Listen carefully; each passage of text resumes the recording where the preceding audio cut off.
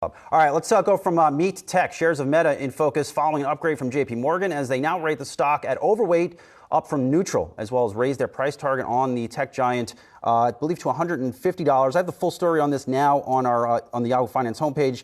Well, Brad, a rare upgrade on Meta, a stock that has been hammered by about 60% year to date, and you have an analyst coming in here saying, you know what, maybe the bottom is in, and one of their reasons why they think now might be the time to buy. It's just valuation because of that 60% drop, perhaps just maybe too cheap. It's been hammered for good reason. Yes. They're spending on something. Because they're not selling shrimp, Brad. They're not selling shrimp. They should be selling shrimp. Right. And what is the future of shrimp sales in the metaverse? Because that's what they're spending on right now. And for the amount of cash that continues to go out the door with Meta and investors continuing to kind of hold their hand over their face and just kind of look through the fingers to see, okay, when are they going to be done just bleeding cash to try and make the metaverse happen, like Gretchen trying to make Fetch happen?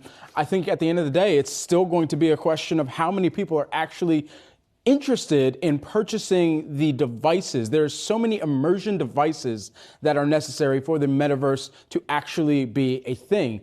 And if Facebook does not own that device, that is another headwind for the costs because they're going to continue to try and spend to make one of either the virtual reality headsets or some other device that they try to put into the home, the immersion point, or at least the entry point into that metaverse. And I don't think people are buying it. It's a bold call. Some analysts, I was there. Sometimes we try. I tried to be a hero at some points during slow periods in the market. I would try to put out an upgrade just to drive a little excitement, get a little notoriety. A lot of times it worked, and maybe that's what they're doing here. All right. Well, here's the ad.